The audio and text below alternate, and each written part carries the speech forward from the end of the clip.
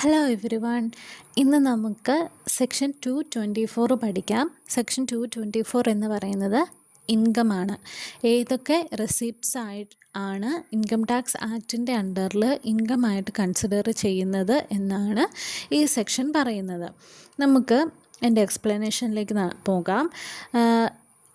ഈ ഒരു ഡെഫിനിഷൻ ഉണ്ടല്ലോ, ഇൻകം എന്ന് പറയുന്ന കോൺസെപ്റ്റിന് ഡെഫിനിഷൻ എന്ന് പറയുന്നത് ഒരു ഇൻട്രൊഡക്ഷൻ എന്ന രീതിയിൽ ഇതൊരു ഇൻക്ലൂസീവ് ഡെഫിനിഷനാണ് നമ്മുടെ ഇൻകം ടാക്സ് ആക്ട് പറയുന്നുണ്ട്. അതിന് കാരണം എന്താണെന്ന് വെച്ചിട്ടുണ്ടെങ്കിൽ, നമ്മൾ ഈ ഒരു ഡെഫിനിഷനിൽ ഒരു 1 to 22 പോയിൻറ്റ്സ് റെസിപ്റ്റ്സ് ആയിട്ട് പഠിക്കുന്നുണ്ട്.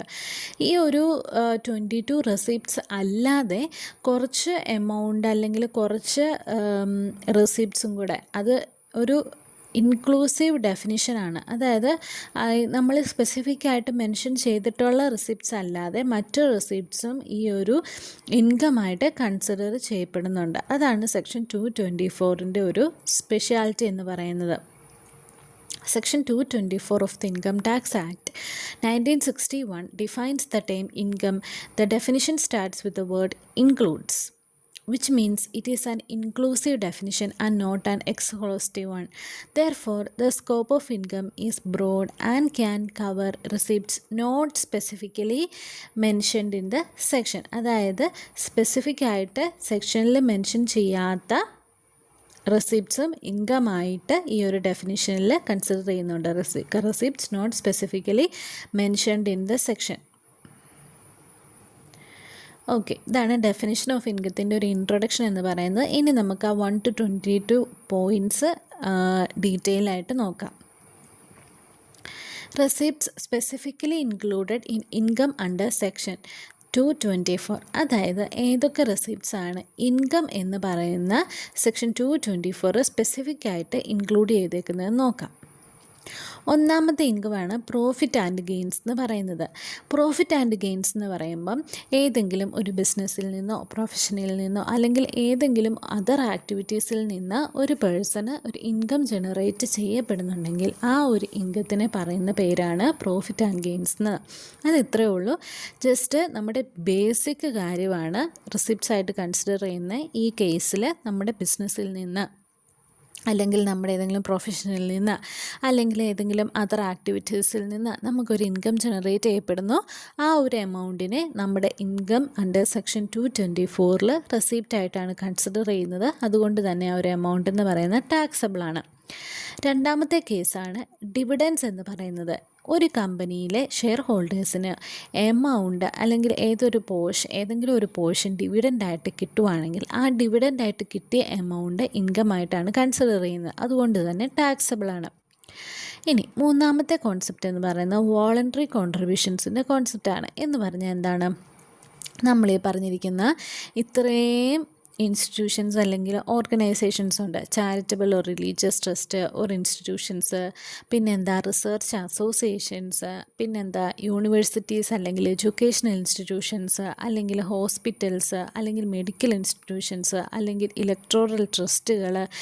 ഇതൊക്കെ ഈ ഒരു സ്ഥാപനങ്ങൾക്ക് ലഭിക്കുന്ന എന്തെങ്കിലും കോൺട്രിബ്യൂഷൻസ്, ഈ ഒരു സ്ഥാപനങ്ങൾക്ക് ലഭിക്കുന്ന ഏതെങ്കിലും ഒരു എമൗണ്ട് എന്ന് പറയുന്നത് ഈ സ്ഥാപനങ്ങളുടെ ഇൻകമായിട്ടായിരിക്കും കൺസിഡർ ചെയ്യുന്നത്. അതുകൊണ്ട് തന്നെ ആ ഒരു എമൗണ്ട് എന്ന് പറയുന്നത് ടാക്സബിൾ ആയിരിക്കും. നാലാമത്തെ കോൺസെപ്റ്റാണ് perquisites or profit in lieu of salary എന്ന് പറഞ്ഞാൽ സെക്ഷൻ 17 സബ്സെക്ഷൻ 2ഉം സെക്ഷൻ 17 സബ്സെക്ഷൻ 3യും എന്താണ് ഉദ്ദേശിക്കുന്നത്? പെർക്യൂസിറ്റ്സും പ്രോഫിറ്റ്സും ആണ്. സാലറിക്ക് പുറമെ എന്തെങ്കിലും ഒരു പെർക്യൂസിറ്റ് അല്ലെങ്കിൽ എത്രയെങ്കിലും ഒരു എമൗണ്ടിൻ്റെ പ്രോഫിറ്റ് ഈ ഒരു വ്യക്തിക്ക് ലഭിക്കുവാണെങ്കിൽ ആ എക്സ്ട്രാ എമൗണ്ട് എത്രയാണോ കിട്ടുന്നത് ആ ഒരു എമൗണ്ടും ടാക്സബിൾ ആയിരിക്കും. അഞ്ചാമത്തെ കോൺസെപ്റ്റാണ് സ്പെഷ്യൽ അലവൻസസ് ഓർ ബെനിഫിറ്റ്സ് എന്ന് പറയുന്നത്. അതായത് ഒരു വ്യക്തി അദ്ദേഹത്തിൻ്റെ ഓഫീസിലെ ഡ്യൂട്ടീസൊക്കെ പെർഫോം ചെയ്യുന്നതിന് വേണ്ടി എന്തെങ്കിലും സ്പെഷ്യലായിട്ടുള്ള അലവൻസ് ആ ഓഫീസിൽ നിന്ന് ഈ ഒരു വ്യക്തിക്ക് ലഭിക്കുവാണെങ്കിൽ ആ ഒരു അലവൻസ് എമൗണ്ട് എന്ന് പറയുന്നത് ഈ വ്യക്തിയുടെ ഇൻകമായിട്ടായിരിക്കും കൺസിഡർ ചെയ്യുന്നത്. അതുകൊണ്ട് തന്നെ ആ എമൗണ്ടിൽ ഇൻകം ടാക്സബിൾ ആയിരിക്കും. ഇനി ആറാമത്തെ കോൺസെപ്റ്റ് എന്ന് പറയുന്നതാണ് allowances to meet personal expenses or increased cost of living എന്ന് പറഞ്ഞാൽ നമ്മുടെ ഓഫീസിൽ ജോലി ചെയ്യുന്നൊരു വ്യക്തിക്ക് അദ്ദേഹത്തിൻ്റെ എന്തെങ്കിലും പേഴ്സണൽ എക്സ്പെൻസസ് മീറ്റ് ചെയ്യാനോ അല്ലെങ്കിൽ അദ്ദേഹത്തിൻ്റെ increased cost of living increase ചെയ്യുന്ന സാഹചര്യത്തിൽ അത് മീറ്റ് ചെയ്യാനായിട്ട് കമ്പനിയിൽ നിന്ന് എത്രയെങ്കിലും ഒരു എമൗണ്ട് നമ്മുടെ കമ്പനി കൊടുക്കുകയോ ചെയ്യുവാണെങ്കിൽ അതിനെയാണ് ഇവിടെ കൺസിഡർ ചെയ്യുന്നത്. ആ ഒരു എമൗണ്ട് എന്ന് പറയുന്നത് ടാക്സബിൾ ആയിരിക്കും.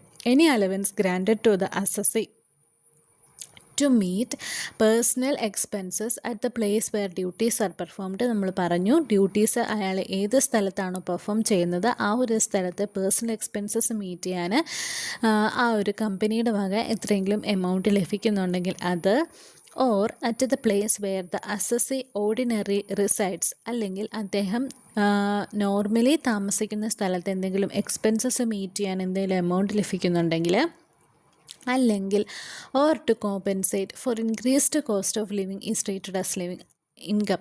അതായത് അദ്ദേഹത്തിൻ്റെ കോസ്റ്റ് ഓഫ് ലിവിങ് ഈ ഒരു സ്ഥാപനത്തിൽ ജോലി ചെയ്യുന്നത് കൊണ്ട് ഏതെങ്കിലും സാഹചര്യത്തിൽ ഇൻക്രീസ് ആവുന്നുണ്ടെങ്കിൽ ആ ഒരു എക്സ്പെൻസസ് മീറ്റ് ചെയ്യാൻ വേണ്ടിയിട്ട് എന്തെങ്കിലും അലവൻസ് കൊടുക്കുന്നുണ്ടെങ്കിൽ ആ ഒരു എമൗണ്ട് ഇതെല്ലാം ഈ കിട്ടുന്ന വ്യക്തിക്ക് ടാക്സബിൾ ആയിരിക്കും. അതിൻ്റെ ഒരു എക്സാമ്പിൾ നോക്കിയേ. Dearness allowance, DA, city compensatory allowance, hill allowance, border area allowance, ഇതൊക്കെ ഈ പറയുന്ന കേസിൽ ഇൻക്ലൂഡഡ് ആയിട്ടുള്ള അലവൻസുകളാണ്.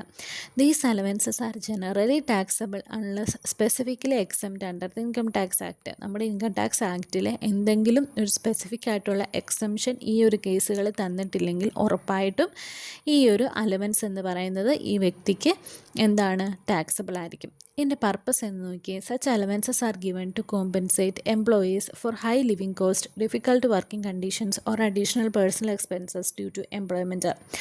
എന്താ പറഞ്ഞിരിക്കുന്നത്? എംപ്ലോയ്മെൻറ്റ് കാരണം ഈ ഒരു വ്യക്തിക്ക് എന്തെങ്കിലും അഡീഷണൽ പേഴ്സണൽ എക്സ്പെൻസസ് ഉണ്ടാവുകയാണ്, അല്ലെങ്കിൽ എന്തെങ്കിലും വർക്കിംഗ് കണ്ടീഷൻസൊക്കെ ഡിഫിക്കൽട്ടാണ്, അതുപോലെ തന്നെ ഹൈ ലിവിങ് കണ്ടീഷൻസ് അല്ലെങ്കിൽ ലിവിങ് കോസ്റ്റിലേക്ക് ഈ ഒരു എംപ്ലോയ്മെൻറ്റ് കാരണം ആ വ്യക്തി എത്തിപ്പെടുകയാണ്. ഇതിനെല്ലാം കോമ്പൻസേറ്റ് ചെയ്യാൻ വേണ്ടിയിട്ട് ആ ഒരു വ്യക്തിക്ക് എന്തെങ്കിലും അലവൻസ് ലഭിക്കുകയാണെങ്കിൽ ഏത് അലവൻസ് ഈ അലവൻസ് കിട്ടുന്ന വ്യക്തിക്ക് ഈ എമൗണ്ട് എന്ന് പറയുന്നത് ടാക്സബിൾ ആയിരിക്കും. അത് ഇൻകം ആയിട്ടാണ് കൺസിഡർ ചെയ്യുന്നത്. അതാണ് 6ാമത്തെ പോയിൻ്റ് എന്ന് പറയുന്നത്. ഇനി 7ാമത്തെ, benefit or perquisite received from a company എന്ന് പറഞ്ഞാൽ ഏതെങ്കിലും ഒരു കമ്പനിയിൽ നിന്ന് ഒരു ഡയറക്ടറിന്, ആ കമ്പനിയുടെ ഡയറക്ടറിന് അല്ലെങ്കിൽ ആ ഒരു കമ്പനിയിൽ സബ്സ്റ്റാൻഷ്യൽ ഇൻട്രസ്റ്റ് ഉള്ള ഒരു വ്യക്തിക്ക് അല്ലെങ്കിൽ ഈ രണ്ട് വ്യക്തികളുടെയും റിലേറ്റീവിന് ഒരു എമൗണ്ട് ഒരു ബെനിഫിറ്റായിട്ടോ പെർക്യൂസിറ്റായിട്ടോ കമ്പനി കൊടുക്കുകയാണെങ്കിൽ ആ ഒരു എമൗണ്ട് എന്ന് പറയുന്നത് കിട്ടുന്ന വ്യക്തികൾക്ക് ടാക്സബിൾ ആയിരിക്കും. അതൊരു ഇൻകം ആയിട്ടായിരിക്കും കൺസിഡർ ചെയ്യുന്നത്. നമുക്കറിയാം കമ്പനിയുടെ ഡയറക്ടർ എന്ന് പറഞ്ഞ ഒരു വ്യക്തി എന്താണെന്ന് അറിയാം. അതേസമയം ഡയറക്ടറിനെ സംബന്ധിച്ചൊരു ക്ലോസ് ഉണ്ട്. എന്താണെന്ന് വെച്ചാൽ, if the company pace an expense or liability which the director or interested person should have paid personally the amount is treated as income. അതായത് ഇദ്ദേഹത്തിൻ്റെ പേഴ്സണൽ എക്സ്പെൻസസ് നമ്മുടെ ഡയറക്ടറിന് അല്ലെങ്കിൽ നമ്മുടെ കമ്പനിയിൽ സബ്സ്റ്റാൻഷ്യൽ ഇൻട്രസ്റ്റ് ഉള്ള ഒരു വ്യക്തിയുടെ പേഴ്സണൽ എക്സ്പെൻസസ് അദ്ദേഹം പേ ചെയ്യേണ്ട ഒരു എക്സ്പെൻസസ് ആയിരുന്നു. പക്ഷേ അദ്ദേഹം അല്ല പേ ചെയ്തത്. ഈ ഒരു പറയുന്ന അദ്ദേഹം ജോലി ചെയ്യുന്ന കമ്പനിയാണ് ഈ ഒരു എക്സ്പെൻസസ് പേ ചെയ്തിരിക്കുന്നത്. ഇൻ ദാറ്റ് കേസ് എത്ര എമൗണ്ട് ആണ് ഈ കമ്പനി പേ ചെയ്തത്, ആ എമൗണ്ട് നമ്മുടെ ഈ ഡയറക്ടറിന് അല്ലെങ്കിൽ സബ്സ്റ്റാൻഷ്യൽ ഇൻട്രസ്റ്റ് ഉള്ള ഈ വ്യക്തിക്ക് ടാക്സബിൾ ആയിരിക്കും. ഫോർ എക്സാമ്പിൾ, ഈ പേഴ്സണൽ എക്സ്പെൻസസ് എന്ന് പറയുമ്പോൾ ഉദ്ദേശിക്കുന്നതാണ് personal income tax, school fees of children, personal medical bills, ഇതൊക്കെയാണ് പേഴ്സണൽ എക്സ്പെൻസസ് എന്നുകൊണ്ട് ഉദ്ദേശിക്കുന്നത്. ഇനി സബ്സ്റ്റാൻഷ്യൽ ഇൻട്രസ്റ്റ് ഉള്ള ഒരു വ്യക്തി എന്ന് നമ്മൾ പറഞ്ഞു, ഡയറക്ടർ പറഞ്ഞു, സബ്സ്റ്റാൻഷ്യൽ ഇൻട്രസ്റ്റ് ഉള്ള വ്യക്തി എന്ന് പറഞ്ഞു, അല്ലെങ്കിൽ ഈ രണ്ട് വ്യക്തികളുടെ റിലേറ്റീവ് എന്ന് പറഞ്ഞു. ഇനി സബ്സ്റ്റാൻഷ്യൽ ഇൻട്രസ്റ്റ് ഉള്ള ഒരു വ്യക്തി എന്ന് പറഞ്ഞാൽ ഇത്രയാണ് ഉദ്ദേശിക്കുന്നത്. ഈ സബ്സ്റ്റാൻഷ്യൽ ഇൻട്രസ്റ്റ് ഉള്ള വ്യക്തിക്ക് നമ്മുടെ കമ്പനിയിലെ വോട്ടിംഗ് പവറും ഷെയറിൻ്റെ ഓണർഷിപ്പും 20% മുകളിലായിരിക്കണം. ലീസ്റ്റ് 20% എങ്കിലും വേണം. അതുപോലെ തന്നെ ഈ ഒരു വ്യക്തിക്ക് കമ്പനിയുടെ പ്രോഫിറ്റ്സിൽ 20% ഷെയർ ഉണ്ടായിരിക്കണം. 20% മിനിമമാണ്, 20% അല്ലെങ്കിൽ അതിൽ കൂടുതൽ പ്രോഫിറ്റ് ഷെയർ ഉണ്ടായിരിക്കണം. ഇത്രയാണ് ഈ ഒരു കേസിൽ പറയുന്നത്. അതായത് benefit or perquisite received from a company. ആർക്ക് റിസീവ് ചെയ്യുന്ന? From company. കമ്പനിയിൽ നിന്ന് ഡയറക്ടറിന് അല്ലെങ്കിൽ ആ ഒരു പേഴ്സൺ വിത്ത് സബ്സ്റ്റാൻഷ്യൽ ഇൻട്രസ്റ്റ് അല്ലെങ്കിൽ റിലേറ്റീവിന് ഈ കമ്പനിയിൽ നിന്ന് എന്തെങ്കിലും ബെനിഫിറ്റോ പെർക്യൂസൈറ്റോ റിസീവ് ആവുകയാണെങ്കിൽ അതിനെ നമുക്ക് എന്ത് പറയാൻ പറ്റും? ഇൻകമായിട്ട് കൺസിഡർ ചെയ്യാൻ പറ്റുമെന്ന് ആണ് ഇതിൽ പറയുന്നത്. അങ്ങനെ 7ാമത്തെ പോയിന്റ് കഴിഞ്ഞു. ഇനി 8ാമത്തെ പോയിന്റ് എന്ന് പറയുന്നതാണ് benefit or perquisite received by beneficiary or representative assessee എന്ന് പറയുന്നത്. ഇവിടുത്തെ കേസ് എന്താണെന്ന് വെച്ചിട്ടുണ്ടെങ്കിൽ ഏതെങ്കിലും ഒരു റെപ്രസെൻറ്റേറ്റീവ് അസസിക്കോ അല്ലെങ്കിൽ ബെനിഫിഷ്യറിക്കോ ഒരു എമൗണ്ട് കിട്ടുവാണ്. ആ ഒരു എമൗണ്ട് എന്ന് പറയുന്നത് ഈ ബെനിഫിഷ്യറിക്കും റെപ്രസെൻറ്റേറ്റീവ് അസസിക്കും ഒക്കെ ഇൻകമായിട്ടാണ് കൺസിഡർ ചെയ്യുന്നത്. അതുപോലെ തന്നെ ടാക്സബിളുമാണ്. അതേസമയം വേറൊരു ക്ലോസ് കൂടി ഇതിൽ പറയുന്നുണ്ട്. ഈ ഒരു ബെനിഫിഷ്യറി പേ ചെയ്യേണ്ടിയിരുന്ന ഏതെങ്കിലും ഒരു എമൗണ്ട് അത് റെപ്രസെൻറ്റേറ്റീവ് അസസി പേ ചെയ്യുകയാണെങ്കിൽ ആ ഒരു എമൗണ്ട് എന്ന് പറയുന്നതും ടാക്സബിൾ ആയിരിക്കും. അതാണ് പറഞ്ഞിരിക്കുന്നത്. Any benefit or perquisite obtained by a representative assessee or a beneficiary is included in income. Also any amount paid by the representative assessee for the benefit of the beneficiary which the beneficiary would normally have paid himself become income. ഇതിൽ 2 case പറയുന്നുണ്ട്. എന്താണ്? ഒരു any benefit or perquisite obtained by a representative assessee or beneficiary ഇൻകമായിട്ടാണ് consider ചെയ്യുന്നത്. അതുപോലെ ഇൻകമായിട്ട് consider ചെയ്യുന്ന 2ാമത്തെ കേസ് എന്ന് പറഞ്ഞാൽ any amount paid by representative assessee for the benefit of the beneficiary. ഈ രണ്ടുമാണ് ഈ കേസിൽ ഇൻകമായിട്ട് കൺസിഡർ ചെയ്യപ്പെടുന്നത്. ഒന്നാമത്തെ എന്തായിരുന്നു? Any benefit or perquisite obtained by a representative assessee or a beneficiary. ഏതെങ്കിലും ഒരു എമൗണ്ട് റെപ്രസെൻറ്റേറ്റീവ് അസസിയും ബെനിഫിഷ്യറിയും ഒബ്റ്റെയിൻ ചെയ്തിട്ടുണ്ടെങ്കിൽ ആ ഒരു എമൗണ്ട് എന്ന് പറയുന്നത് ടാക്സബിളാണ്, ഇൻകമായിട്ടാണ് കൺസിഡർ ചെയ്യുന്നത്. 2ാമത്തെ കേസ് എന്ന് പറഞ്ഞാൽ ഓൾറെഡി എന്താണ്? ബെനിഫിഷ്യറി അദ്ദേഹം തന്നെ പേ ചെയ്യേണ്ടി ഇരുന്ന ഒരു എമൗണ്ട് റെപ്രസെൻറ്റേറ്റീവ് അസസി പേ ചെയ്യുകയാണ്. ആ ഒരു കേസിൽ ഈ പേ ചെയ്യുന്ന എമൗണ്ടും ടാക്സബിളാണ്. ഇനി റെപ്രസെൻറ്റേറ്റീവ് അസസി എന്താണെന്ന് നമുക്കറിയാം. ഒരു person with unsound mind, mental illness ഉള്ള ആൾക്കാർക്ക്, അതുപോലെ തന്നെ മൈനേഴ്സിന് ഒക്കെ റെപ്രസെൻറ്റേറ്റ് ചെയ്യുന്ന അസസീനെയാണ്, ആ ഒരു അസസീസിനെ റെപ്രസെൻറ്റ് ചെയ്യുന്ന പേഴ്സണെയാണ് റെപ്രസെൻറ്റേറ്റീവ് അസസി എന്ന് നമ്മൾ പറയുന്നത്.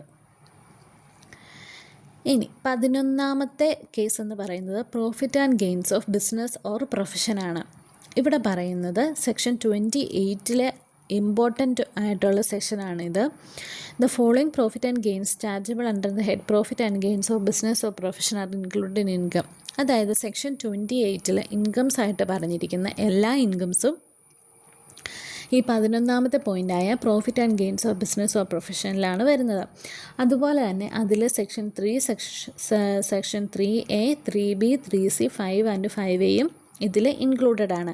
ഈ 3A, 3B എന്ന് പറയുന്നതൊക്കെ റോമൻ ലെറ്റേഴ്സാണ് കേട്ടോ എടുക്കേണ്ടതാണ്. അപ്പോൾ section 28 taxes profit from business or profession, compensation received on termination of business contract, export incentives, benefits arising from a business, interest, salary, bonus, commission received by partners from a firm. ഇതൊക്കെയാണ് section 28 ഇൻകമായിട്ട് consider ചെയ്യുന്ന കോൺസെപ്റ്റ്സുകൾ.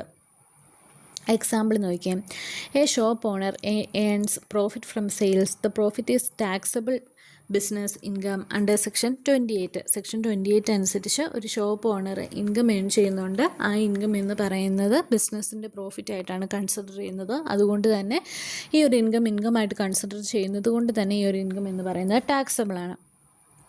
അതാണ് പറയുന്നത്. Section 3A, 3B, 3C, 5 and 5A. These sections mainly deal with the previous year, transitional previous year provisions, scope of total income, taxation of spouses in certain cases, income chargeable according to the provisions forms part of the taxable income. അതായത് profit and gains of ബിസിനസ്സോ പ്രൊഫഷനിൽ നിന്ന് പറയുന്നത് ഏതെങ്കിലും ഒരു ബിസിനസ്സിൽ നിന്നോ പ്രൊഫഷനിൽ നിന്നോ എന്തെങ്കിലും പ്രോഫിറ്റോ അല്ലെങ്കിൽ ഗെയിനോ ജനറേറ്റ് ചെയ്യപ്പെടുന്നുണ്ടെങ്കിൽ ആ ഒരു എമൗണ്ട് എന്ന് പറയുന്നത് ടാക്സബിൾ ആയിരിക്കും. അത്രയാണ് സെക്ഷൻ 28 അതുപോലെ തന്നെ section 3A, 3B, 3C, 5 and 5A പറയുന്നത്. പത്താമത്തെ റെസിപ്റ്റ് എന്ന് പറയുന്ന ഡീംഡ് പ്രോഫിറ്റ്സ് ആണ്. സെക്ഷൻ 41 ആണ് ഇതിൽ വരുന്നത്. ഡീംഡ് പ്രോഫിറ്റ്സ് എന്ന് പറഞ്ഞാൽ അത് പ്രോഫിറ്റ്സ് ആവണമെന്ന് നിർബന്ധമില്ല, എന്നാൽ അത് ഇൻകം ആയിട്ടായിരിക്കും കൺസിഡർ ചെയ്യുന്നത്. എന്ന് വെച്ചാൽ എക്സാമ്പിൾ നോക്കിയാൽ നമുക്ക് പെട്ടെന്ന് മനസ്സിലാവും. റിക്കവറി ഓഫ് ബാഡ് ഡെബ്റ്റ്സ് എന്ന് പറയുന്നുണ്ട്. ഈ ബാഡ് ഡെബ്റ്റ്സ് എന്ന് പറയുന്നത് കിട്ടാക്കടവാണ്.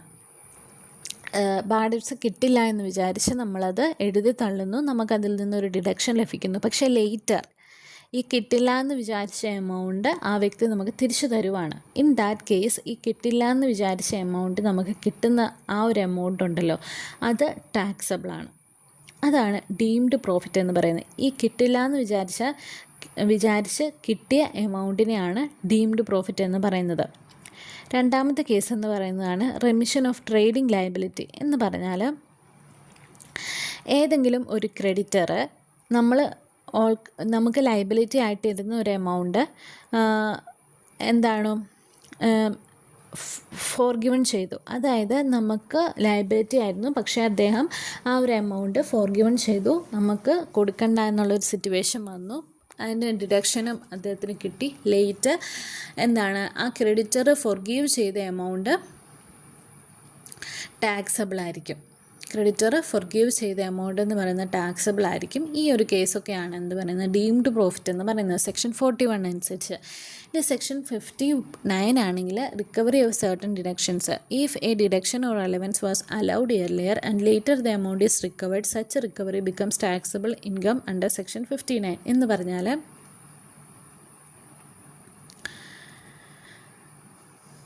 ഒരു ഡിഡക്ഷൻ അല്ലെങ്കിൽ അലവൻസ് ഇതിനു മുമ്പ് അലൗഡ് ആയിരുന്നു, പക്ഷേ ലേറ്റർ സെക്ഷൻ 59 അനുസരിച്ച് ഈ ഒരു എമൗണ്ട് റിക്കവറായി. ഈ ഒരു റിക്കവർ ചെയ്ത എമൗണ്ട് എന്ന് പറയുന്നത് ടാക്സബിൾ ആയിരിക്കും, ഇൻകം ആയിട്ടായിരിക്കും കൺസിഡർ ചെയ്യുന്നത്. അതായത് റിക്കവറി ബിക്കംസ് ടാക്സബിൾ ഇൻകം.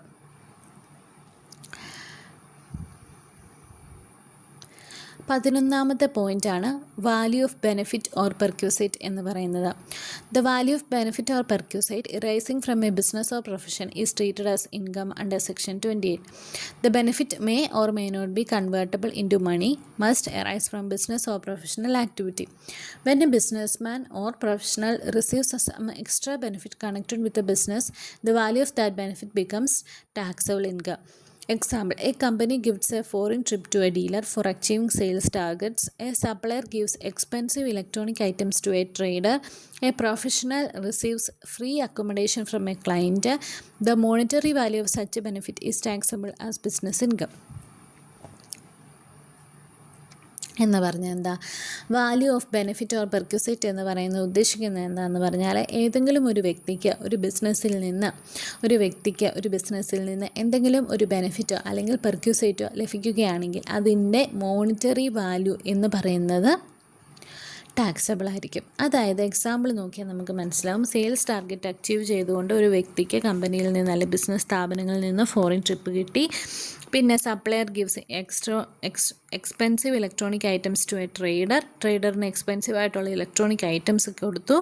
ഇങ്ങനെയുള്ള കേസിലൊക്കെ ഒരു എക്സ്ട്രാ വാല്യൂ അല്ലെങ്കിൽ ഒരു എക്സ്ട്രാ എമൗണ്ട് എക്സ്പെക്റ്റ് ചെയ്യാത്തൊരു എമൗണ്ട് കിട്ടുവാണ്.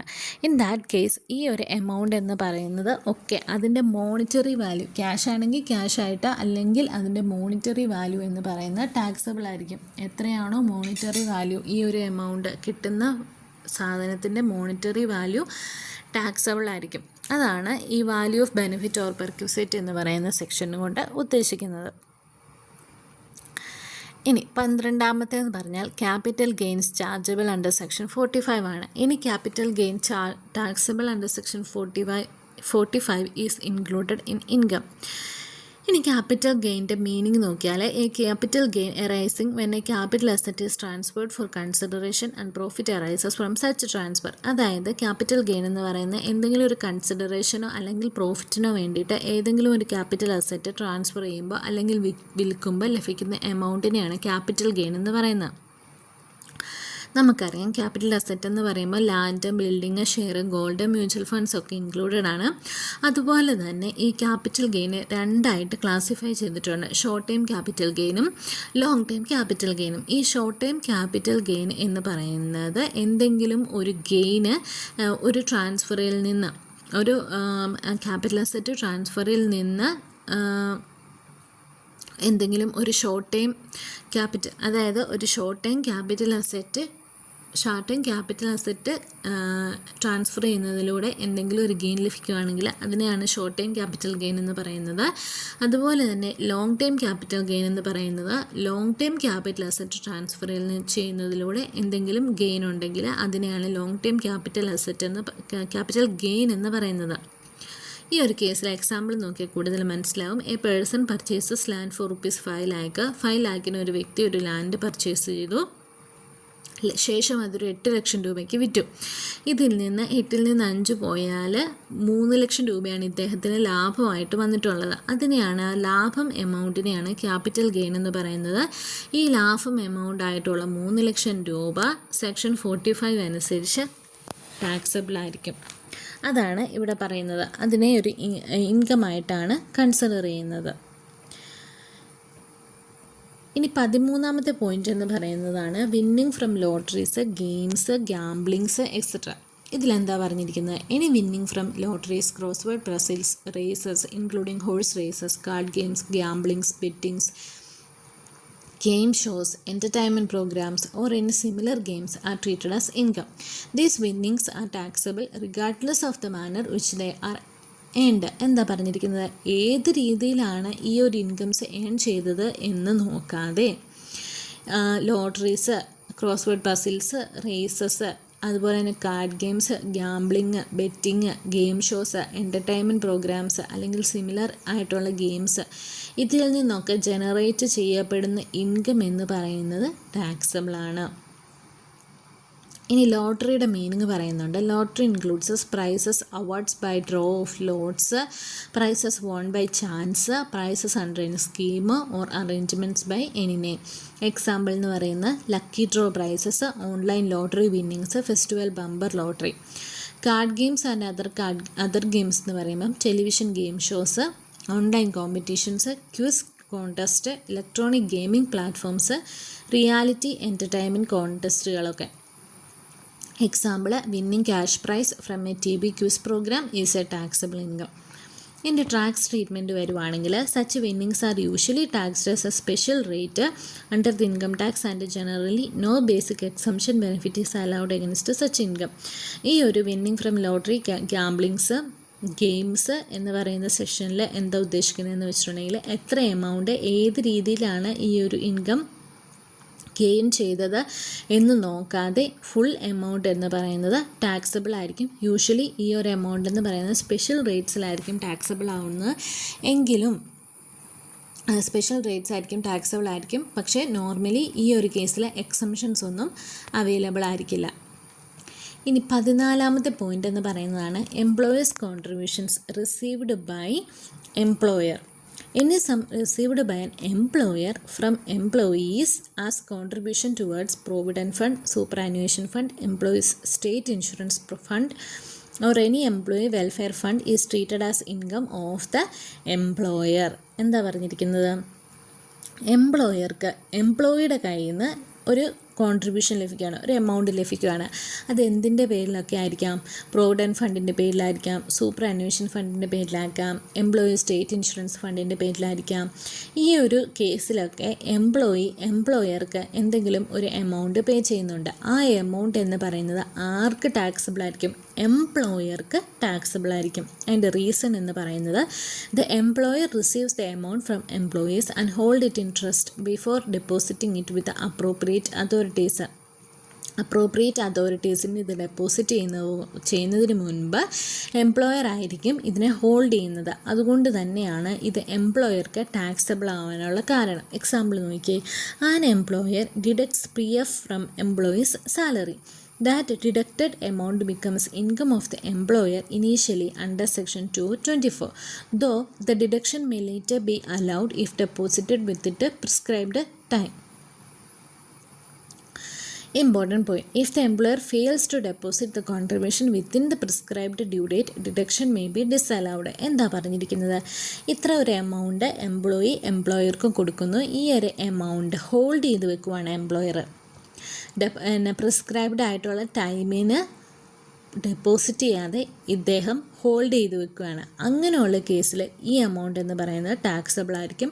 പക്ഷേ പ്രിസ്ക്രൈബ്ഡ് ടൈമിൽ ഈ വ്യക്തി എംപ്ലോയർ ഡെപ്പോസിറ്റ് ചെയ്യുവാണ്, എംപ്ലോയിയുടെ പൈസ ഡെപ്പോസിറ്റ് ചെയ്യുവാണെങ്കിൽ അതിന് ഡിഡക്ഷൻസ് അവൈലബിൾ ആയിരിക്കും എന്നാണ് പറയുന്നത്. അപ്പോൾ employers contributions received by employer എന്ന് പറയുന്ന കോൺസെപ്റ്റിൽ എന്താ ഉദ്ദേശിക്കുന്നതെന്ന് വെച്ചാൽ, എംപ്ലോയിയുടെ കയ്യിൽ നിന്ന് എംപ്ലോയർക്ക് ഒരു നിശ്ചിത എമൗണ്ട് ലഭിക്കുന്നു.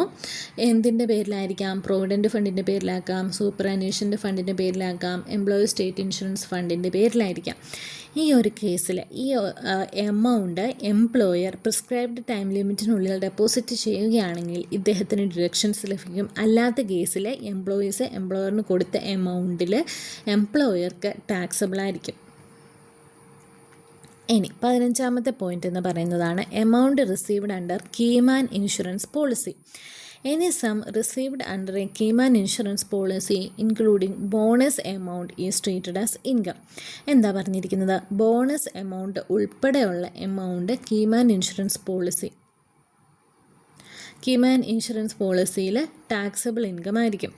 Meaning of keyman insurance policy. A key man insurance policy is a life insurance policy taken by a business on the life of an important employee or connected person.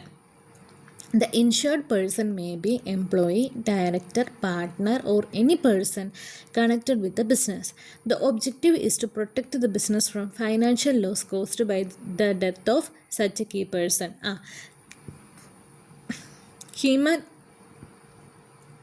Key man insurance policy എന്ന് പറഞ്ഞാൽ എന്താ?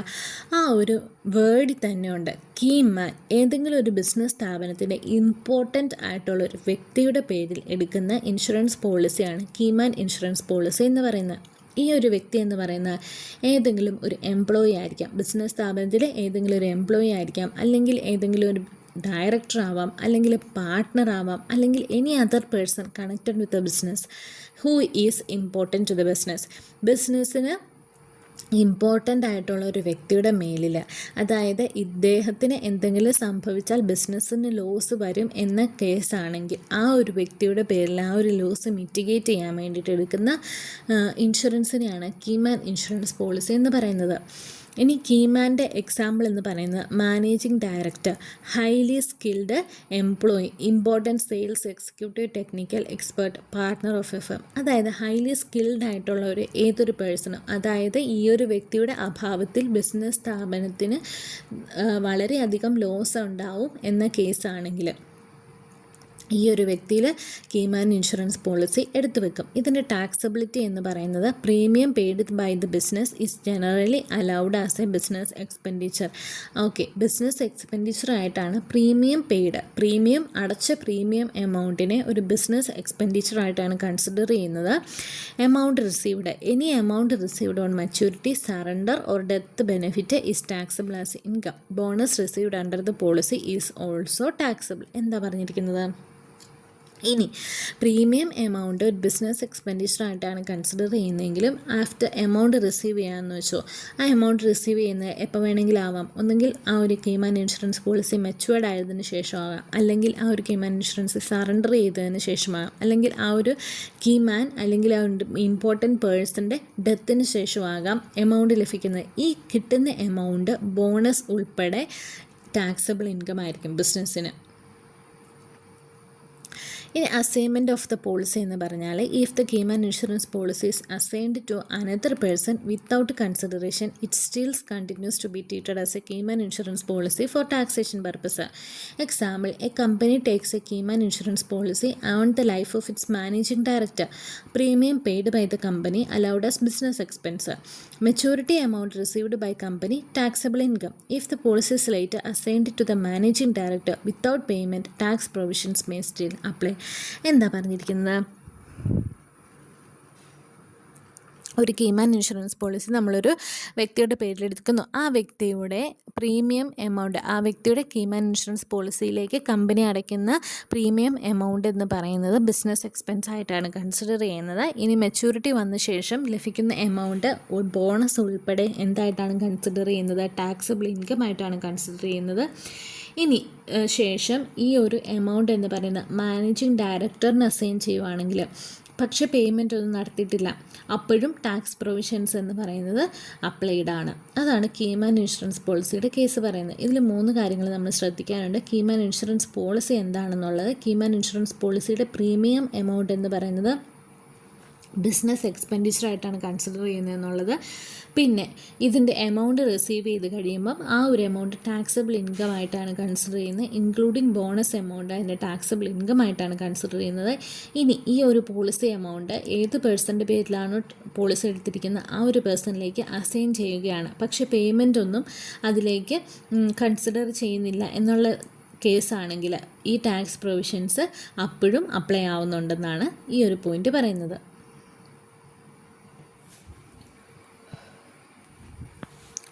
അടുത്ത കേസാണ് 16ാമത്തത്, fair market value of inventory on conversion into capital asset. Capital അസറ്റിലേക്ക് ഒരു inventory convert ചെയ്യുന്ന സമയത്ത് അതിന് ഫെയർ മാർക്കറ്റ് വാല്യൂവിനെ പറ്റിയാണ് ഇതിൽ പറയുന്നത്. The fair market value of inventory on the date it is converted into A capital asset is treated as income. This provision is connected with the business income taxation.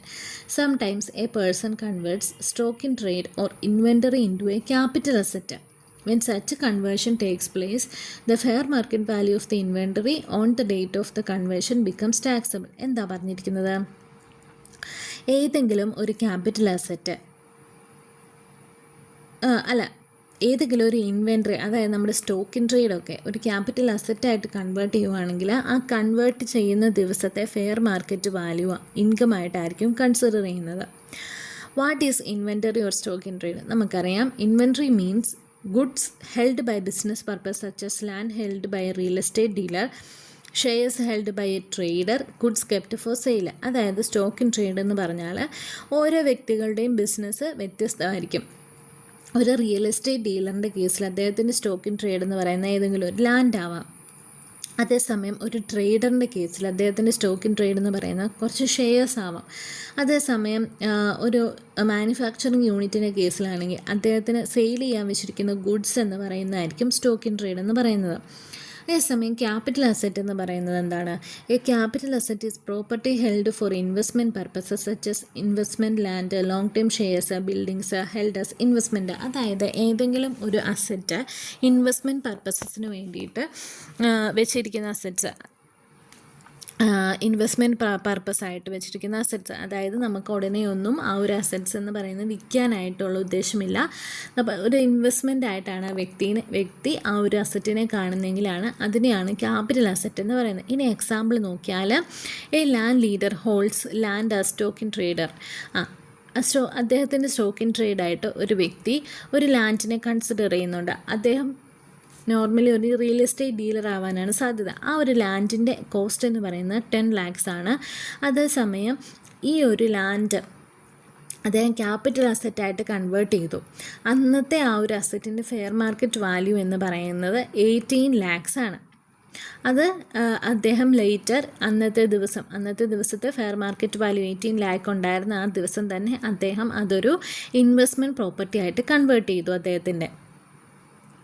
അപ്പം ഇതിന് രണ്ടിനും തമ്മിലുള്ള difference, cost of ലാൻഡിൻ്റെയും fair market വാല്യൂൻ്റെയും amounts തമ്മിലുള്ള difference amount taxable ആയിരിക്കും. അതാണ് ഈ കേസിൽ പറയുന്നത്. 17ാമത്തെ പോയിൻ്റാണ് എക്സസ് ഷെയർ പ്രീമിയം റിസീവ്ഡ് എന്ന് പറഞ്ഞാൽ, if a closely held company issue shares at a price exceeding their fair market value, the excess amount received is treated as income. This provision is commonly known as the angel tax provision. എന്ന് പറഞ്ഞാൽ എന്താണ്? ഒരു company share issue ചെയ്യുവാണ്. ആ issue ചെയ്ത ഷെയറിൻ്റെ price fair market വാല്യൂവിനെ exceed ചെയ്യുന്നൊരു പ്രൈസാണ്. Later ആ ഒരു ഷെയർസ് എല്ലാം വിറ്റുപോയി അതിൽ നിന്നൊരു ഇൻകം ലഭിച്ചു. ഈ എക്സസ് എമൗണ്ട് ഉണ്ടല്ലോ, ഫെയർ മാർക്കറ്റ് വാല്യൂ എത്ര എമൗണ്ട് ആണോ അതിൻ്റെ എക്സസ് എമൗണ്ടിലാണ് ഈ ഒരു ഷെയറിൻ്റെ പ്രൈസ്, ആ ഒരു ഷെയറിൻ്റെ പ്രൈസ് ഷെയർ വിറ്റതും ഒക്കെ. അങ്ങനെ ഒരു കേസിൽ ഈ എക്സസ് എമൗണ്ട് എന്ന് പറയുന്നത് ഇൻകം ആയിട്ടായിരിക്കും കൺസിഡർ ചെയ്യുന്നത്. ഈ ഒരു കോൺസെപ്റ്റിനെ ഏഞ്ചൽ ടാക്സ് പ്രൊവിഷൻ എന്നാണ് വിളിക്കുന്നത്. ഇതിൻ്റെ ആപ്ലിക്കബിലിറ്റി എന്ന് പറയുന്നത് applies when a closely held company issue shares, consideration receives exceeds fair market value of shares, the excess amount becomes taxable under the income from other sources. ഇതിൽ നമുക്ക് രണ്ട് concepts കിട്ടിയിട്ടുണ്ട്. ഒന്നാമത്തെ കേസ് എന്ന് പറയുന്നത്, ഇപ്പോൾ ഒരു കമ്പനി അതിൻ്റെ ഷെയർസ് ഇഷ്യൂ ചെയ്യുന്നു. ആ ഇഷ്യൂ ചെയ്ത ഷെയർസ് എന്ന് പറയുന്നത് ആ ഒരു ഫെയർ മാർക്കറ്റ് വാല്യൂവിൻ്റെ എക്സസ് എമൗണ്ട് ആയിട്ട് കൺസിഡറേഷൻ ലഭിച്ചിട്ടുണ്ട്. ആ എക്സസ് എമൗണ്ട് എന്ന് പറയുന്നത് ടാക്സബിളാണ്. ഈ ടാക്സബിൾ ആയിട്ടുള്ളത് എവിടെയാണ്? ഇൻകം ഫ്രം അതർ സോഴ്സസിലാണ്. എക്സാമ്പിൾ നോക്കിയാൽ, a company issue shares worth fair market value ₹100 per share. Fair market value എന്ന് പറയുന്നത് ഓരോ ഷെയറിനും 100 രൂപ വെച്ചാണ്. പക്ഷേ ഇഷ്യൂ പ്രൈസ് എന്ന് പറയുന്നത്, അവർ വിൽക്കാൻ ഉദ്ദേശിക്കുന്ന പ്രൈസ് എന്ന് പറയുന്നത് 180 പെർ ഷെയർ ആണ്. അതായത് 100 രൂപ ഫെയർ മാർക്കറ്റ് വാല്യൂ ആണെങ്കിൽ അവർ വിൽക്കുന്നത് 180 രൂപയ്ക്കാണ്. അപ്പോൾ എക്സസ് എമൗണ്ട് എന്ന് പറയുന്നത് എത്രയായിരുന്നു? 100 minus 180, that is 80 per share ആണ്. അപ്പോൾ ഈ 80 പെർ ഷെയർ ഓരോ ഷെയറിലും ടാക്സബിളാണ്. അതാണ് ഈ കേസ് പറയുന്നത്. അതാണ് എക്സസ് ഷെയർ പ്രീമിയം റിസീവ്ഡ്. ഇതിൻ്റെ ഒബ്ജക്റ്റീവ് എന്ന് പറയുന്നത്, the provision was introduce to prevent money laundering, stop introducing of unaccounted money through inflated share premiums. അതായത് ഇൻഫ്ലേറ്റഡ് ആയിട്ടുള്ള ഷെയർ പ്രീമിയംസ് അല്ലെങ്കിൽ എക്സസ് എമൗണ്ടിലൂടെ എന്താണ് ടാക്സ് ഇവേഷൻ നടക്കാതിരിക്കാൻ വേണ്ടിയാണ്. ഇതിലൊരു എക്സംഷൻ ഉണ്ട്. Certain notified entities such as eligible startups may receive exemptions subject to conditions. ഇതിലൊരു എക്സംഷൻ ഉള്ളതെന്ന് വെച്ചാൽ എലിജിബിൾ സ്റ്റാർട്ടപ്പിന് മേ റിസീവ് എക്സംഷൻ, അവർക്ക് എക്സംഷൻ ലഭിക്കാൻ സാധ്യതയുണ്ട്. പിന്നെ അതിൽ കുറച്ച് കണ്ടീഷൻസ് ഉണ്ടെന്ന് മാത്രമാണ് ഇതിൽ പറയുന്നത്. എക്സസ് ഷെയർ പ്രീമിയം റിസീവ്ഡ് നമ്മൾ പറഞ്ഞു. ഇനി 18ാമത്തെ പോയിന്റ് എന്ന് പറയുന്നത് അഡ്വാൻസ് മണി ഫോർഫീറ്റഡ് എന്ന് പറയുന്നത്. Any advance money received during negotiations for transfer of capital asset become taxable if the negotiation fails and the advance is forfeited. When a person receives advance money for sale of a capital asset and later the buyer cancels the deal, the seller keeps the advance. The forfeited amount becomes taxable income. എന്താ advance മണി forfeited എന്ന് പറയുമ്പോൾ ഉദ്ദേശിക്കുന്നത് എന്താണെന്ന് വെച്ചിട്ടുണ്ടെങ്കിൽ, നമ്മൾ ലാൻഡിൻ്റെയും അതുപോലെ capital അസറ്റിൻ്റെയും ഒക്കെ ഒരു സെയിൽ നടത്താറുണ്ടല്ലേ. ആ ഒരു സെയിലിൽ ഫസ്റ്റ് നമ്മളൊരു ലാൻഡ് ബ്ലോക്ക് ചെയ്യാൻ വേണ്ടിയിട്ട് അഡ്വാൻസ് എമൗണ്ട് കൊടുക്കും. ഈ ഒരു അഡ്വാൻസ് എമൗണ്ട് കൊടുക്കുന്നത് എന്താണെന്ന് വെച്ചിട്ടുണ്ടെങ്കിൽ, ആ ഒരു സെയിൽ ബ്ലോക്ക് ചെയ്യാൻ വേണ്ടിയിട്ടാണ്. ഇൻ സച്ച് കേസസ് ഇനി ഏതെങ്കിലും സാഹചര്യത്തിൽ ഈ ഒരു വ്യക്തി അഡ്വാൻസ് എമൗണ്ട് തിരിച്ചു കൊടുക്കുന്നില്ല, ലാൻഡ് സെയിൽ ക്ലോസ് ആയി പക്ഷേ അഡ്വാൻസ് എമൗണ്ട് തിരിച്ചു കൊടുക്കുന്നില്ല, ഇൻ ദാറ്റ് കേസ് ആ അഡ്വാൻസ് എമൗണ്ട് എന്ന് പറയുന്നത് ടാക്സബിൾ ആണ്.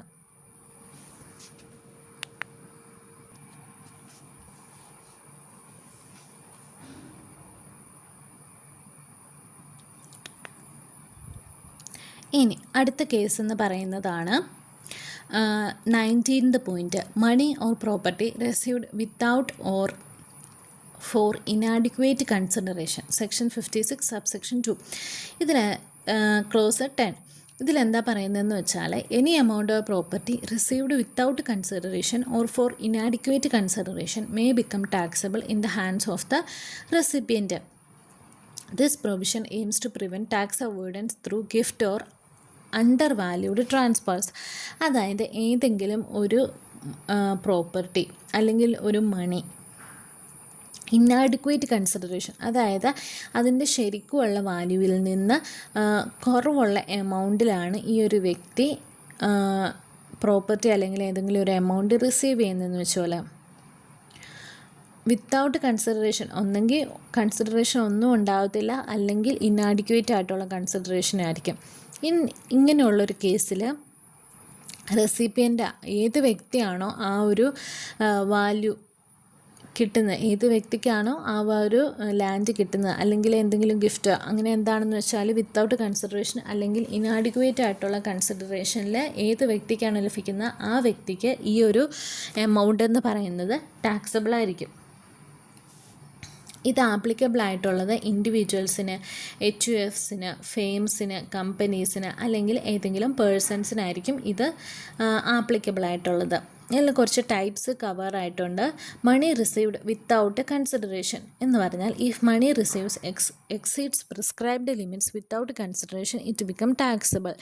Example, a person receives rupees 1 lakh as gift from a non-relative, the amount may become taxable. അതായത് നമുക്ക് ഗിഫ്റ്റിൻ്റെ കാര്യത്തിൽ ഒരു എക്സംഷൻ ഉണ്ടായിരുന്നു, ₹50,000 ആയിരുന്നു ആ എക്സംഷൻ എന്ന് പറയുന്നത്. അതും റിലേറ്റീവ് ആയിരിക്കണം. ഇതിലൊരു നോൺ റിലേറ്റീവിൻ്റെ കയ്യിൽ നിന്ന് ഒരു വ്യക്തിക്ക് 1 lakh rupees എന്താണ് റിസീവ് ചെയ്യുന്നുണ്ട്, ഒരു ഗിഫ്റ്റായിട്ട് റിസീവ് ചെയ്യുന്നുണ്ട്. ഇൻ ദാറ്റ് കേസിൽ ആ ഒരു വ്യക്തിക്ക് വിത്തൗട്ട് കൺസിഡറേഷനാണ് ഈ ഒരു ഗിഫ്റ്റ് കിട്ടുന്നത്. വിത്തൗട്ട് കൺസിഡറേഷനാണ് ഈ വ്യക്തിക്ക് ഗിഫ്റ്റ് കിട്ടുന്നത്. ഇൻ ദാറ്റ് കേസ് ഏത് വ്യക്തിക്കാണോ കിട്ടുന്നത്, അതായത് റെസിപ്പിയൻറ്റിന് ഈ എമൗണ്ട് ടാക്സബിൾ ആണ്. പിന്നെ immovable property received without adequate consideration. If land or building is transferred below stamp duty value the difference may become taxable. Example, stamp duty value ₹50 lakhs, purchase price is equal to 35 lakhs, difference may be taxable. അതായത് ഒരു land or building ഒരു വ്യക്തി purchase ചെയ്യുവാണ്, പക്ഷേ അത് inadequate consideration അതാണ് പറഞ്ഞിരിക്കുന്നത്. ഒരു ₹50 lakhൻ്റെ വസ്തു 50 lakhൻ്റെ വസ്തു പർച്ചേസ് ചെയ്തത് 35 lakhനാണ്. ഇൻ ദാറ്റ് കേസ് ഇതിൻ്റെ രണ്ടിൻ്റെയും ഡിഫറൻസ് എന്ന് പറയുന്ന എമൗണ്ട് ആയിരിക്കും ടാക്സബിൾ ആയിരിക്കുന്നത്. അത് രണ്ട് കേസ് നമ്മൾ പറഞ്ഞു, ഒന്നെങ്കിൽ ഇന്നാഡിക്വേറ്റ് കൺസിഡറേഷൻ ആയിരിക്കും അല്ലെങ്കിൽ വിത്തൗട്ട് കൺസിഡറേഷൻ ആയിരിക്കും. ഇൻ ബോത്ത് ദ കേസസ് ഈ എമൗണ്ട് ടാക്സബിൾ ആയിരിക്കും. ഇനി മൂന്നാമതൊരു കേസുണ്ട്, movable property received below fair market value including shares, jewellery, paintings, securities, archaeological collections. ഈ മൂവബിൾ പ്രോപ്പർട്ടി എന്ന് പറയുന്നത് കൊണ്ട് ഉദ്ദേശിക്കുന്നത് ആ ഒരു പ്രോപ്പർട്ടി എന്ന് പറയുന്നത് മൂവബിൾ ആയിരിക്കും. എക്സാമ്പിൾ നോക്കിയാൽ നമുക്ക് മനസ്സിലാവും. ഷെയർസ് എന്ന് പറയുന്ന മൂവബിളാണ്, ജുവലറി മൂവബിളാണ്, പെയിൻറ്റിങ്സ് മൂവബിളാണ്, സെക്യൂരിറ്റീസ് മൂവബിളാണ്. ഇങ്ങനെയുള്ള മൂവബിൾ പ്രോപ്പർട്ടി ഫെയർ മാർക്കറ്റ് വാല്യൂവിനേക്കാളും താഴ്ന്ന എമൗണ്ടിലാണ് ഈ ഒരു റെസിപ്പിയൻറ്റിന് ലഭിക്കുന്നതെങ്കിൽ ആ ഒരു ഫെയർ മാർക്കറ്റ് വാല്യൂയും വാങ്ങിച്ച വിലയും തമ്മിലുള്ള ഡിഫറൻസ് എന്ന് പറയുന്നത് ടാക്സബിൾ ആയിരിക്കും. ഇതിന് കുറച്ച് എക്സംഷൻസ് ഉണ്ട്. Certain receipts are exempted such as gift from relatives നമ്മൾ പറഞ്ഞു, gift on marriage, inheritance, gift under will, recipient from local authorities, certain trust recipients. ഇത്രയും കോൺസെപ്റ്റ്സ് എന്ന് പറയുന്നത് ഗിഫ്റ്റിൻ്റെ കേസിൽ എക്സംപ്റ്റ് ആണ്. നമ്മൾ പറഞ്ഞു എന്തൊക്കെയായിരുന്നു, റിലേറ്റീവ്സിൽ നിന്നുള്ള എമൗണ്ട്, ഗിഫ്റ്റ് ഓൺ മാരേജിൻ്റെ സമയത്ത് കിട്ടുന്ന ഗിഫ്റ്റ്, ഇൻഹെറിറ്റൻസ് ആയിട്ടുള്ള ഏതെങ്കിലും വസ്തു ലഭിക്കുന്നുണ്ടെങ്കിൽ, ഗിഫ്റ്റ് അണ്ടർ വില്ലാണ് ലഭിക്കുന്നതെങ്കിൽ, റെസിപ്റ്റ് ഫ്രം ലോക്കൽ അതോറിറ്റീസിൽ നിന്നാണ് ലഭിക്കുന്നത്, സർട്ടൻ ട്രസ്റ്റ് റെസിപ്റ്റ്സ് ഒക്കെ എന്താണ് എക്സംപ്റ്റ് ആണ്. എൻ്റെ ഒബ്ജക്റ്റീവ് എന്ന് പറയുന്നത് the section prevents bogus gifts, under valued property transfers, tax evasion arrangements. ഇത്രയാണ് ഈ 19 എന്ന് പറയുന്ന പോയിന്റിൽ പറയുന്നത്. എന്തായിരുന്നു, money or property reserved without or for inadequate consideration. ഇനി 20th പോയിന്റ് എന്ന് പറയുന്നതാണ് compensation received on termination or modification of employment എന്ന് പറയുന്നത്. Any compensation or payment received in connection with the termination of employment or modification of employment terms and conditions is treated as income. എന്താ പറഞ്ഞിരിക്കുന്നത്, എന്തെങ്കിലും ഒരു compensation ഒരു വ്യക്തിക്ക് ലഭിക്കുകയാണ് in connection with എന്തുമായിട്ട് connect ചെയ്തിട്ടാണ്, എംപ്ലോയ്മെൻറ്റ് കോൺട്രാക്റ്റ് ടെർമിനേറ്റ് ചെയ്തുകൊണ്ട് അല്ലെങ്കിൽ employment terms and conditions modify ചെയ്തുകൊണ്ട്. ഈ രണ്ട് കേസിലും ഇൻകം എന്ന് പറയുന്നത് ടാക്സബിൾ ആയിരിക്കും. Example, an employee rupees 10 lakhs from employer as compensation for termination of contract. This amount is taxable income. എന്ന് പറഞ്ഞാൽ ഒരു എംപ്ലോയിക്ക് എംപ്ലോയറിൻ്റെ കയ്യിൽ നിന്ന് 10 lakh rupees കോമ്പൻസേഷൻ ആയിട്ട് ലഭിച്ചു. എന്തിനാണ്, ആ ഒരു കോൺട്രാക്റ്റ് ടെർമിനേറ്റ് ചെയ്തതിൻ്റെ പേരിൽ. ആ ഒരു കേസിൽ ഈ 10 lakh എന്ന് പറയുന്നത് ടാക്സബിൾ ഇൻകമാണ്. ഇതിൻ്റെ പർപ്പസ് എന്ന് പറയുന്നത് this provision ensures that employment related compensation does not escape taxation merely because it is not a regular salary. Regular ആയിട്ടുള്ള സാലറി അല്ല എന്നതുകൊണ്ട് മാത്രം എന്താണ് ഈ ഒരു എമൗണ്ട് എംപ്ലോയിക്ക് എംപ്ലോയറിൻ്റെ കയ്യിൽ നിന്ന് കിട്ടുന്ന എമൗണ്ട് ടാക്സിൽ നിന്ന് എക്സംപ്റ്റഡ് ആവാതിരിക്കാൻ വേണ്ടിയാണ് ഈ ഒരു കോൺസെപ്റ്റ് ഉള്ളത്. എന്ന് പറഞ്ഞാൽ ഏതൊരു കേസിലും even if it's a compensation or salary, റെസിപ്പിയൻറ്റിന് കിട്ടുന്ന എമൗണ്ട് എന്ന് പറയുന്നത് ടാക്സബിളാണ്. അതാണ് 20th പോയിന്റ് പറയുന്നത്. ഇനി 21st point, amount received under life insurance policy. Any amount or sum received under life insurance policy, including bonus amount, become taxable if it is not exempt under section 10 subsection 10d and it exceeds the aggregate premium paid. The maturity amount becomes taxable. In such cases, only the excess over premiums paid becomes the taxable income. എന്ന് പറഞ്ഞാൽ എന്താ, life insurance പോളിസിയുടെ കേസാണ് ഇതിൽ പറയുന്നത്. നമ്മുടെ ഈ ഒരു കേസ് പറയുമ്പോൾ തന്നെ ഇതിനൊരു ക്ലോസ് ഉണ്ട്. ഇത് കൺസിഡർ ചെയ്യുന്നില്ല.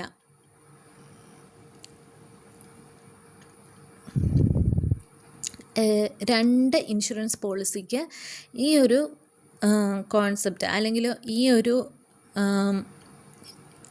ഒരു എക്സ്പ്ലനേഷൻ ഫോളോ ചെയ്യാത്ത രണ്ട് ഇൻഷുറൻസ് പോളിസീസ് ഉണ്ട്. ഒന്നത് ULIP ആണ്, യൂണിറ്റ് ലിങ്ക്ഡ് ഇൻഷുറൻസ് പോളിസിയും കീമാൻ ഇൻഷുറൻസ് പോളിസിയും ഒഴിച്ച് ബാക്കി എല്ലാ ഇൻഷുറൻസ് പോളിസീസും ഈ ഒരു കോൺസെപ്റ്റ് ഫോളോ ചെയ്യുന്നുണ്ട്. ഇത് കോൺസെപ്റ്റ് എന്താണെന്ന് വെച്ചിട്ടുണ്ടെങ്കിൽ, ലൈഫ് ഇൻഷുറൻസ് പോളിസി എക്സെപ്റ്റഡ് അല്ലാത്ത കേസിൽ സെക്ഷൻ 10D സെക്ഷൻ 10D അനുസരിച്ച് ഈ ഒരു ലൈഫ് ഇൻഷുറൻസ് പോളിസി എക്സെപ്റ്റഡ് അല്ലെങ്കിൽ മറ്റെല്ലാ കേസുകളിലും അതുപോലെ തന്നെ പ്രീമിയം എമൗണ്ട് പേ ചെയ്തതിനേക്കാളും മുകളിലാണ് അഗ്രിഗേറ്റ് ശരിക്കും എത്രയാണോ പ്രീമിയം പേ ചെയ്യേണ്ടത് അതിലും കൂടുതലാണ് പ്രീമിയം ഓൾറെഡി പേ ചെയ്തിരിക്കുന്നത് എന്ന കേസിൽ, അതായത് life insurance policy amount section 10D അനുസരിച്ച് സബ്സെക്ഷൻ 10D അനുസരിച്ച് എക്സംപ്റ്റഡ് അല്ല. അതേസമയം പ്രീമിയം എമൗണ്ട് അഗ്രിഗേറ്റ് പ്രീമിയം എമൗണ്ടിനെ എക്സീഡ് ചെയ്യുന്നുണ്ട്. ഈ രണ്ട് കേസിൽ ലൈഫ് ഇൻഷുറൻസ് പോളിസിയിൽ നിന്ന് കിട്ടുന്ന മെച്യൂരിറ്റി എമൗണ്ട് എന്ന് പറയുന്നത് ടാക്സബിൾ ആയിരിക്കും. ഈ ടാക്സബിൾ എമൗണ്ട് കാൽക്കുലേറ്റ് ചെയ്യുന്നത് എങ്ങനെയാണെന്ന് വെച്ചിട്ടുണ്ടെങ്കിൽ, എമൗണ്ട് റിസീവ്ഡ്, അതായത് മെച്യൂരിറ്റി എമൗണ്ട് പ്ലസ് ബോണസ്, എന്തെങ്കിലും ബോണസ് ലഭിച്ചിട്ടുണ്ടെങ്കിൽ അത് മെച്യൂരിറ്റി എമൗണ്ടും ബോണസും അതിൽ നിന്ന് total premium paid during the policy time, എത്രയാണോ അദ്ദേഹം പ്രീമിയം ആയിട്ട് പേ ചെയ്തത് അത് കുറയ്ക്കണം. അതുപോലെ തന്നെ എവിടെ നിന്നെങ്കിലും ഡിഡക്ഷൻസ് അക്യൂർ ചെയ്തിട്ടുണ്ടെങ്കിൽ അതും കുറയ്ക്കണം. എക്സാമ്പിൾ നോക്കിയാൽ, person receives maturity amount ₹12 lakh, total premium paid ₹8 lakh. Suppose exemptions under 10 subsection 10D is not available. Taxable income എന്ന് പറയുന്നത് 4 lakh ആയിരിക്കും. ഇനി 22nd പോയിൻ്റ് എന്ന് പറയുന്നത് subsidy, grant, cash incentive, duty drawback, concession or reimbursement. ഇവിടെ പറയുന്നത് any assistance received by an assessee from central government, state government, authority, agency or body in the form of subsidy, grant, cash or incentive, duty drawback, concession, reimbursement or similar assistance is treated as income. The assistance may be in cash or kind.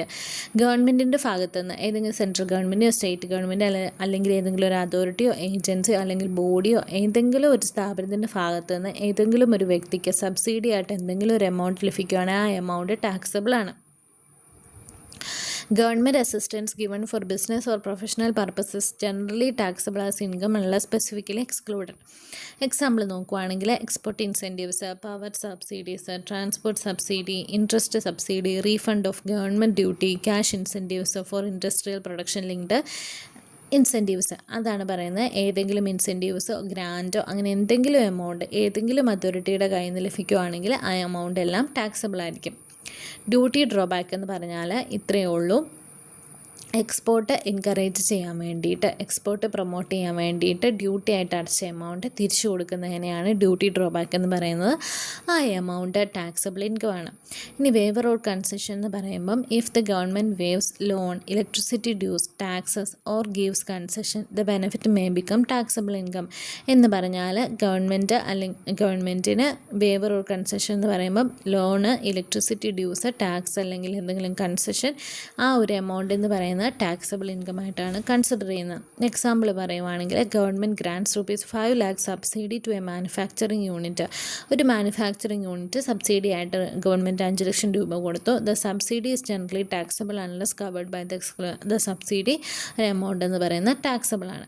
ഇനി ഇതിലൊരു important exemption എന്ന് പറയുന്നത് subsidy or reimbursement shall not be treated as income if it has already been reduced from the actual cost of a depreciable asset under the explanation 10 section 43 subsection 1.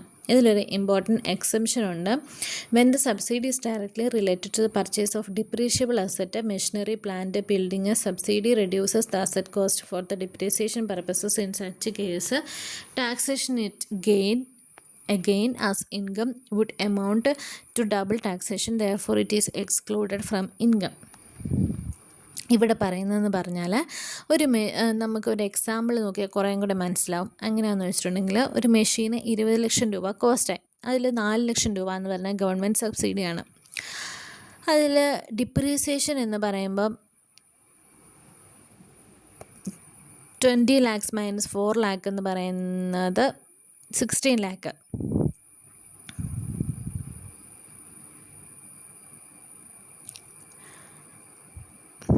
Okay, ഇവിടെ വരുന്ന case എന്താണെന്ന് വെച്ചിട്ടുണ്ടെങ്കിൽ ഒരു മെഷീൻ്റെ cost, അതിൽ government subsidy, depreciation, ഈ 3 കേസാണ് ഇതിൽ വരുന്നത്.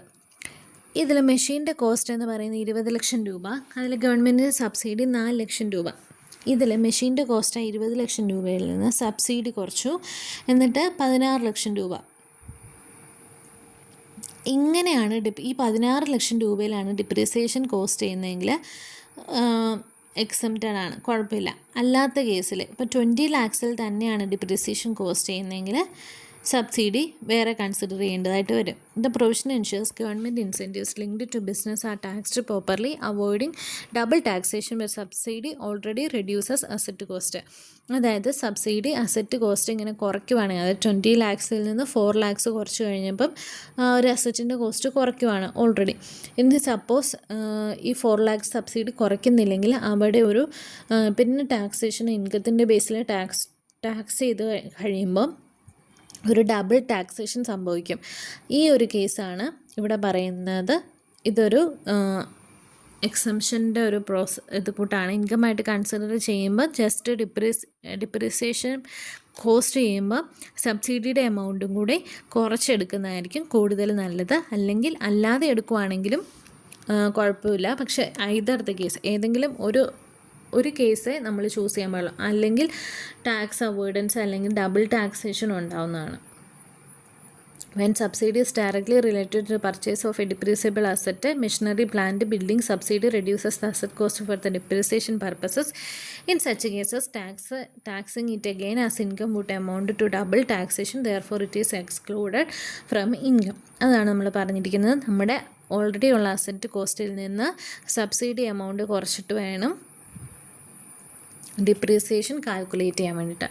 അങ്ങനെ ഇത്രയാണ് 22 പോയിൻറ്റ്സ് ആസ് ഇൻകം അല്ലെങ്കിൽ റെസിപ്റ്റ് ആയിട്ട് ഇൻകം ടാക്സ് ആക്ട് കൺസിഡർ ചെയ്യുന്നത്.